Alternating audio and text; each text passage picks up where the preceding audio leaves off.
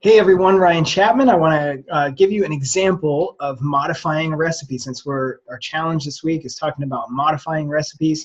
And of course, if you're on the 9010 website using any of those recipes, there's no need for modification. But I know a lot of you have favorites and things that you want to be able to still eat. And so we talk about modifying recipes that you find out there to meet the 9010 guidelines. It's a pretty simple process, and you probably already have the hang of it. But basically what we're doing is taking the ingredients, comparing them to the green tier, the yellow tier, and the red tier, and then making substitutions if we can. Now, I mean, if you find a recipe for Devil's Food chocolate cake and you want to try to make it 90-10, that's probably going to be a little bit difficult. You're going to find a lot of sugar that you've got to replace, probably white flour that you've got to replace, and maybe even some other ingredients that, I mean, that's probably, to me, there are ways to make some really great desserts and still be within the 90-10 guidelines. But if we're talking like Devil's Food, decadent chocolate cake, that's a cheat thing to me, and I just do it when it's planned out and I do it, okay? So, but I'm talking about regular old recipes, where people will put things in there that it's so easy to change it to something that is much more healthy, and it really doesn't make that much of a difference. And so that's what we do. So here's a recipe that I found on myrecipes.com. I just kind of randomly grabbed a recipe. It's bacon and beef stew. Now, it has 8 ounces of bacon in it. Now, what I would do here, I'm just going to go down this list. I'm going to look at 8 ounces of bacon. And if you look on the green tier, bacon is not on the green tier. Bacon is on the yellow tier, but it says uncured.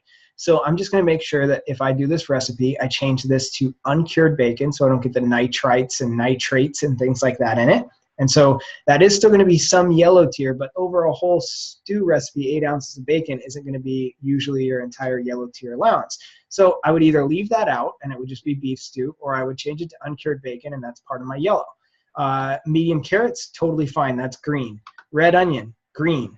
Garlic cloves, green. 1 cup beer. Now, beer is yellow tier, so you could still leave that in there.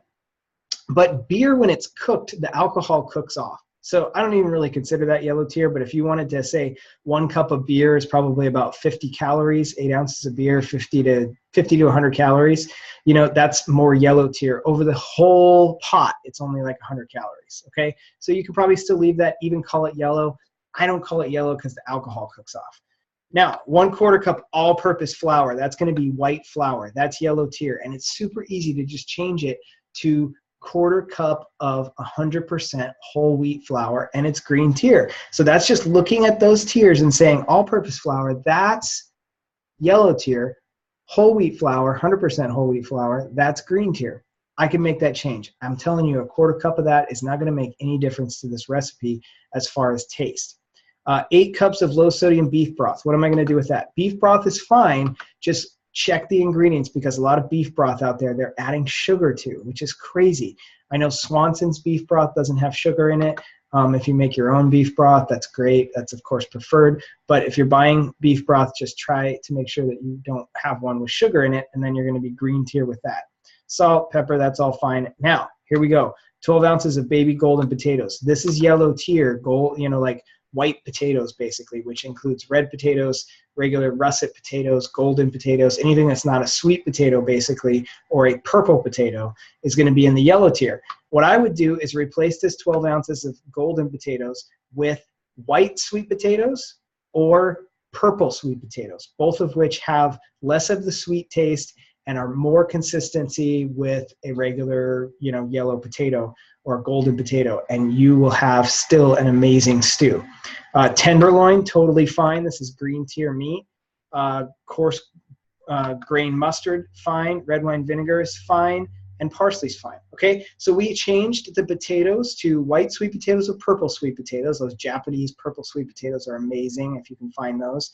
We watched the broth to make sure there's not too much sugar, or there's no sugar in it, basically. We changed the all-purpose flour to 100% whole wheat. I'm going to leave the beer in and be fine with it, and I'm going to change the bacon to uncured bacon. Now we have a 90-10 recipe out of a recipe that before was not 90-10. Okay? So that's one example of how to change a recipe and modify a recipe to 90-10. I'd love to see the ones that you're doing, so go ahead and email me back with that if you'd like.